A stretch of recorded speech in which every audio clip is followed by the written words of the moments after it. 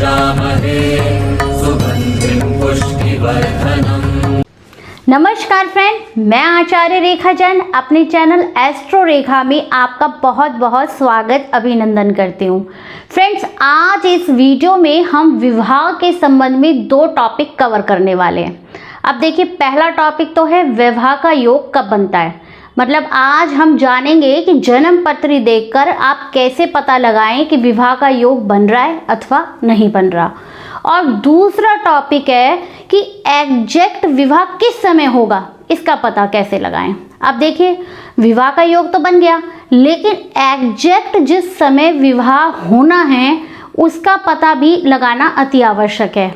अब देखिए friend, mostly मेरे पास जो पेरेंट्स आते हैं अपने बच्चों की पत्रिका लेकर, उनके पास एक ही मुख्य प्रश्न होता है कि हमारे बच्चे विवाह के योग्य हो गए, लेकिन आप बताइए कि उनके विवाह नहीं हो रहा है, तो विवाह का योग कब बनेगा या फिर उनकी शादी किस समय होगी। तो आज अगर आप इस वीडियो को पूरा देखते हैं, ध्यान से देखेंगे तो आपको समझ में आ जाएगा। यदि आप इस वीडियो को पूरा देखते हैं तो आप यकीन मानिए 90% तक आज अपनी या अपने बच्चों की जन्म पत्रिका देखकर आप विवाह योग भी निकालना सीख जाएंगे कि कब विवाह योग बन रहा है, और साथ ही साथ विवाह का एग्जैक्ट समय क्या है कि किस समय एग्जैक्ट विवाह होना है, यानी कि विवाह का समय का भी निर्धारण करने लग जाएंगे। तो फ्रेंड्स, मेरी वीडियो आप अंत तक देखिए। मेरी वीडियो आपको पसंद आए तो इसको लाइक एंड शेयर कीजिए और मेरे चैनल को सब्सक्राइब कीजिए। अब फ्रेंड्स, हम सबसे पहले बात करते हैं विवाह योग की। अब विवाह योग के लिए देखने के लिए सबसे इम्पॉर्टेंट होता है सप्तम भाव, सप्तमेश। अगर लड़के की जन्म पत्रिका है तो शुक्र, और लड़की की जन्म पत्रिका है तो गुरु ग्रह। अब देखिए, लड़के के लिए शुक्र ग्रह विवाह का कारक होता है और लड़की के लिए गुरु ग्रह विवाह का कारक होता है। अब देखिए फ्रेंड्स, यहाँ पे मैंने एक जन्म पत्री बनाई हुई है, इसमें कोई भी लगन या राशि नहीं लिखी है। इसमें ये आपकी जन्म पत्रिका किसी भी लगन की, किसी भी राशि की हो सकती है। अब देखिए, ये है आपकी जन्म पत्रिका सप्तम भाव। तो सप्तम भाव तो आपको मालूम चल गया। अब सप्तमेश क्या होगा? सप्तम भाव में जो भी राशि लिखी हो उसका स्वामी बनता है सप्तमेश। अब देखिए, मान लीजिए यहाँ पर अगर 1 नंबर लिखा है तो मेष राशि, तो मंगल स्वामी बनेगा। 2 नंबर लिखा है वृष राशि तो शुक्रदेव स्वामी बनेंगे। 3 नंबर लिखा है मिथुन राशि तो बुधदेव। 4 नंबर लिखा है कर्क राशि तो चंद्रदेव। 5 नंबर लिखा है सिंह राशि तो सूर्यदेव। 6 नंबर लिखा है कन्या राशि तो बुधदेव। 7 नंबर लिखा है तो तुला राशि, ऐसे में शुक्रदेव सप्तमेश बनेंगे। अब देखिए, यदि यहाँ पे 8 नंबर लिखा है तो वृश्चिक राशि तो मंगलदेव। 9 नंबर लिखा है तो धनु राशि तो गुरुदेव बनेंगे सप्तमेश। अगर 10 नंबर लिखा है तो मकर राशि होगी और सप्तमेश बनेंगे शनिदेव। 11 नंबर लिखा है तो कुंभ राशि होगी यहाँ पे और उसके स्वामी बनते शनि ग्रह, तो शनि यहाँ पे सप्तमेश की भूमिका निभाएंगे। यदि यहाँ पे 12 नंबर लिखा है तो मीन राशि, उसके स्वामी बने गुरुदेव, तो गुरु ग्रह सप्तमेश बनेंगे। अब देखिए, ऑलरेडी पहले ही मैं इसके बारे में वीडियो विस्तृत रूप से बना चुकी हूँ, तो आप आई बटन से चेक कर देख सकते हैं। अब देखिए, हमने बात करी सप्तम स्थान और सप्तमेश, इनकी, और शुक्र और गुरु, इन चारों की सबसे इम्पॉर्टेंट स्थान होता है। अब देखिए, मैं आपको एक बात और बताती हूँ, यदि सप्तम भाव या सप्तमेश पर शुभ ग्रहों का प्रभाव हो, मतलब कि बुध का प्रभाव हो, शुक्र का प्रभाव हो, चंद्र का प्रभाव हो, तो ऐसे में जातक का विवाह जल्दी भी होता है और साथ ही साथ जातक का वैवाहिक जीवन काफ़ी खुशहाल होता है। दूसरी तरफ हम बात करें, यदि सप्तम भाव में क्रूर ग्रह या पाप ग्रह में, जैसे शनि और मंगल और सूर्य, इन 3 ग्रहों की पाप दृष्टि हो, तो ऐसे में सप्तम भाव और सप्तमेश यदि पीड़ित होगा तो जातक का विवाह भी देरी से होगा और साथ ही साथ विवाह होने के पश्चात वैवाहिक जीवन में भी कुछ परेशानियां महसूस होगी जातक को। अब फ्रेंड्स, हम बात करते हैं कि विवाह योग किस प्रकार से देखते हैं। अब देखिए, सप्तम भाव में जो भी राशि होगी, जो सप्तेश बनेगा, यदि उसकी दशा या अंतरदशा आ जाए, तो पहला सप्तमेश की दशा या अंतरदशा में विवाह का योग बनता है। अब देखिए यहाँ पे हमें लिखा है सप्तम भाव सप्तमेश शुक्र। यदि लड़के की जन्म पत्रिका है और अगर शुक्र की दशा या अंतरदशा आ जाए, मान लीजिए किसी जातक की मंगल की दशा चल रही है, अब मंगल में शुक्र की अंतरदशा आ गई, लड़के की पत्रिका है, तो ऐसे में उसके विवाह का योग बन जाएगा। अब मान लीजिए लड़की की कुंडली है और उसमें किसी भी ग्रह के साथ यदि गुरु की अंतरदशा आ गई, तो ऐसे में लड़की के लिए विवाह का योग बन जाएगा। मतलब सप्तमेश की दशा अंतरदशा आ जाए या फिर शुक्र की लड़के के लिए और गुरु की लड़की के लिए दशा अंतरदशा आ जाए तो विवाह का योग बनता है। फ्रेंड्स, अब बात करते हैं हम सेकंड की। अब देखिए, यदि सप्तम भाव सप्तमेश और लग्नेश का आपस में कहीं संबंध बनता है तो उस समय भी विवाह योग का निर्माण होता है। अब देखिए, समझिए, उदाहरण से समझिए आप। मान लीजिए ये मीन लगन की पत्रिका है, ठीक है, यहाँ पे 12 नंबर है, तो यहाँ पे 1 2 3 4 5 6। अब देखिए यहाँ पे लग्नेश बने गुरु ग्रह, क्योंकि 12 नंबर की राशि है मीन राशि, तो उसके स्वामी बने गुरु। और सप्तमेश में 6 नंबर की राशि यानी कन्या राशि के स्वामी बने बुध। तो ऐसे में गुरु या बुध का आपस में कहीं संबंध बन जाए तो भी विवाह योग का निर्माण होगा। अब देखिए संबंध किस किस प्रकार से बन सकता है। एक तो समय संबंध बनता है दशा और अंतरदशा में। मान लीजिए गुरु की दशा चल रही है किसी भी जातक को और उसमें यदि बुध की अंतरदशा आ जाए तो विवाह योग का निर्माण हो गया। और दूसरी तरफ यदि बुध की दशा चल रही हो मान लो और उसमें गुरु का अंतर आ जाए तो ऐसे में भी विवाह योग का निर्माण हो गया। और फ्रेंड्स, इसके साथ साथ गोचर में भी विवाह योग बनता है। मान लीजिए बुध देव गोचर में मीन राशि में गोचर करेंगे तो ऐसे में जातक का विवाह योग का निर्माण हो जाएगा।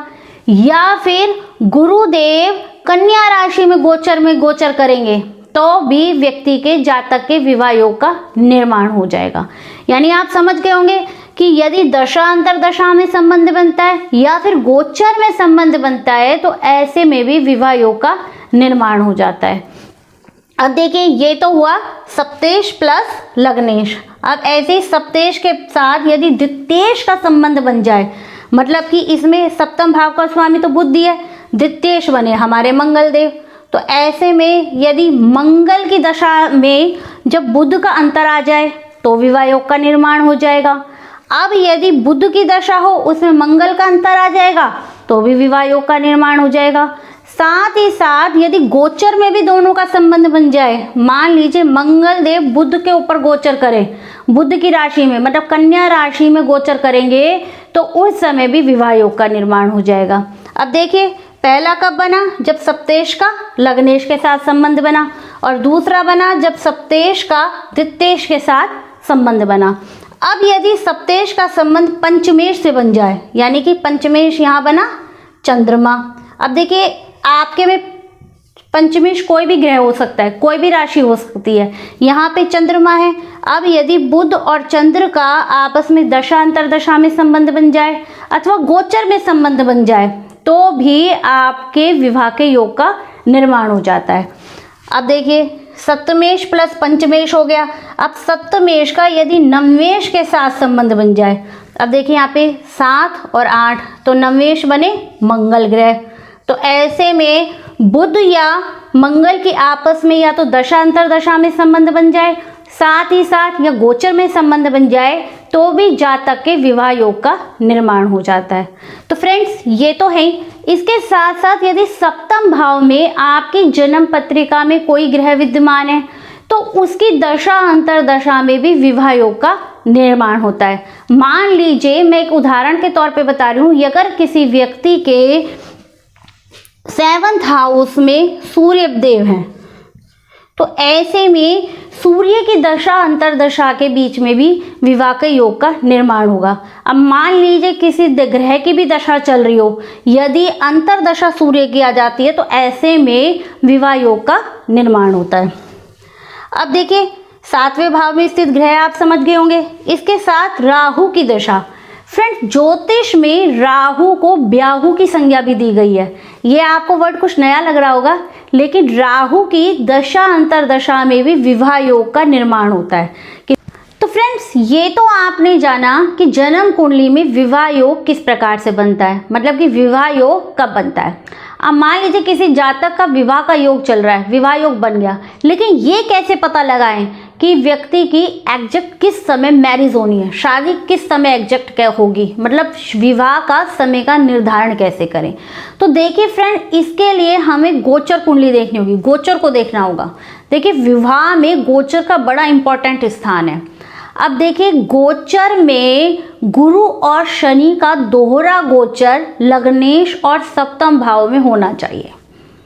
देखिए क्योंकि शनि को काल की भूमिका दी गई है, इसलिए शनि काल यानी समय का निर्धारण करता है, और दूसरी तरफ गुरु आशीर्वाद है, तो गुरुदेव आशीर्वाद प्रदान करते हैं। जब इनका गोचर सप्तम भाव और लग्नेश दोनों में से किसी एक पर भी दोहरा गोचर प्रभाव डालेगा तो उस समय में जातक का विवाह होगा। अब देखिए इस बात को मैं आपको एग्जाम्पल के थ्रू समझाने की कोशिश करती हूँ। आप समझिए, आप समझ जाएंगे। यदि आप एक बार समझ गए तो हमेशा के लिए बड़ी आसानी से किसी की भी कुंडली देखकर आप उसका विवाह का समय निकाल सकते हैं। तो फ्रेंड्स, ये है कुंडली का लगन स्थान यानी कि प्रथम भाव लगन स्थान, और ये है कुंडली का सप्तम स्थान। अब देखिए लगन स्थान और सप्तम स्थान दोनों में ही गुरु और या शनि का किसी प्रकार से गोचर में संबंध बनना चाहिए। अब वो कैसे बनेगा? अब देखिए आपको ये पता है शनि की कितनी दृष्टियां होती हैं? शनि की 3 दृष्टियां होती हैं, मतलब तीसरी, 7वीं और 10वीं। देखिए अब मान लीजिए शनि किस प्रकार से संबंध बनाएगा इनसे। यदि शनि देव जन्म पत्रिका में यहाँ होंगे तो अपनी तीसरी दृष्टि 1, 2, 3 से लगन को देखेंगे। तो ऐसे में शनि का गोचर कुंडली में, मैं ये बात गोचर में कह रही हूँ, गोचर कुंडली में जो हमारी चंद्र कुंडली होती है, जो गोचर होता है उसके अंतर्गत। अब देखिए शनि देव यहाँ से गोचर कुंडली में तीसरी दृष्टि आपके लगन पे डालेंगे, 1, 2, 3, तो गोचर में शनि का लगन से संबंध बन गया। ठीक है, अब एक ही अगर शनि देव यहाँ हुए, अगर शनि देव अगर यही आपकी जन्म पत्रिका है, तो ऐसे में जब भी शनिदेव कर्क राशि में होंगे तो 1, 2 और 3, तो तीसरी दृष्टि से ये सप्तम भाव को देखेंगे। अब देखिए और कहाँ कहाँ से देख सकते हैं। अगर शनिदेव यहाँ से गोचर करेंगे, मतलब जब जब शनि का गोचर कन्या राशि में होगा तो उस समय ये अपनी दृष्टि लगन पे पड़ेगी इनकी 7वीं, तो ऐसे में भी शनि का संबंध सप्तम भाव से भी बनेगा और लगन से भी बनेगा। अब मान लीजिए शनि का गोचर हो रहा है मीन राशि के ऊपर, तो ऐसे में लगन के ऊपर तो गोचर हो ही रहा है, लेकिन साथ में 7वीं दृष्टि किस पे पड़ रही है? 7वीं दृष्टि पड़ रही है आपके सप्तम हाउस में। अब देखिए और कहाँ से शनिदेव का गोचर हो तो कहाँ से संबंध बना सकते हैं। अब देखिए यदि धनु राशि पे शनि देव का गोचर हो तो ऐसे में उनकी 10वीं दृष्टि आपके सप्तम भाव पे पड़ेगी। अब देखिए गिनिए यहाँ से 1, 2, 3, 4, 5, 6, 7, 8, 9, 10, तो 10वें भाव पे आपके सप्तम भाव पे 10वीं दृष्टि पड़ेगी। अब देखिए यदि शनि देव का गोचर आपके मिथुन राशि में हो तो ऐसे में भी 10वीं दृष्टि आपके कहाँ पड़ेगी? लगन पर पड़ेगी। तो देखिए ये मैंने एक उदाहरण बताया है। आपकी जन्म पत्री में सप्तमेश कोई और ग्रह हो सकता है या लग्नेश कोई और ग्रह हो सकता है, बस शनि देव कहाँ कहाँ से दृष्टि डाल सकते हैं। अगर शनि देव का गोचर यानी 3rd हाउस में हो, लगन में हो, 4th हाउस में हो, पंचम हाउस में हो, 7th हाउस में हो आपके, या फिर 10म भाव में हो, मतलब गोचर के समय, तो ऐसे में उनकी दृष्टियां लग्न और सप्तम भाव को प्रभावित करेंगी।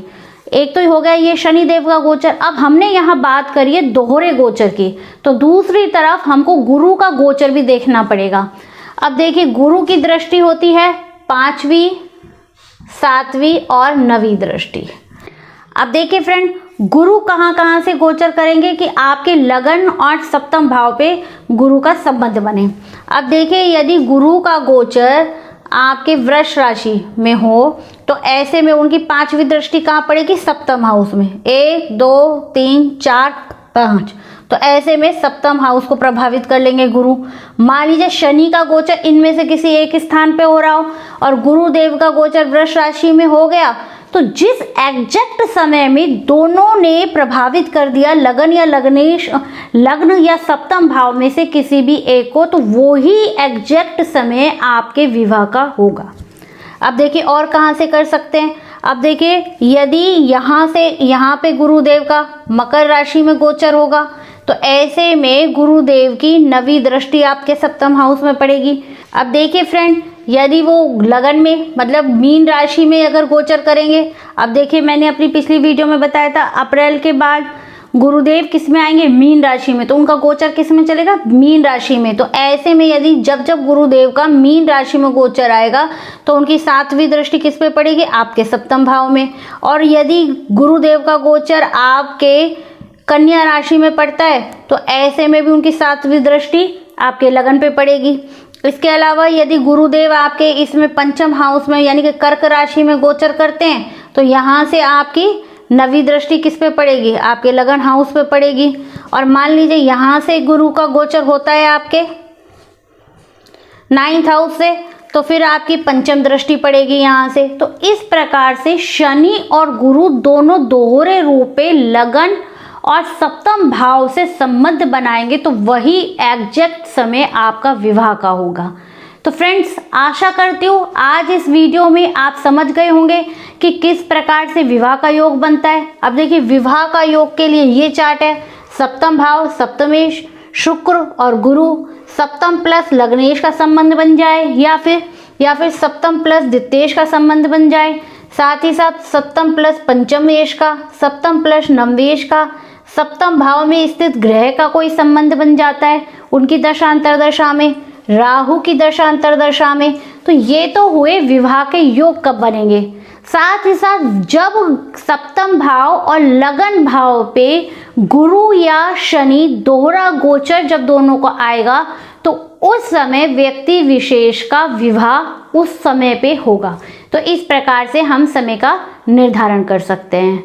फ्रेंड्स, आज की वीडियो में इतना ही, फिर मिलते हैं हम किसी और टॉपिक के साथ नेक्स्ट वीडियो में। तब तक के लिए नमस्कार।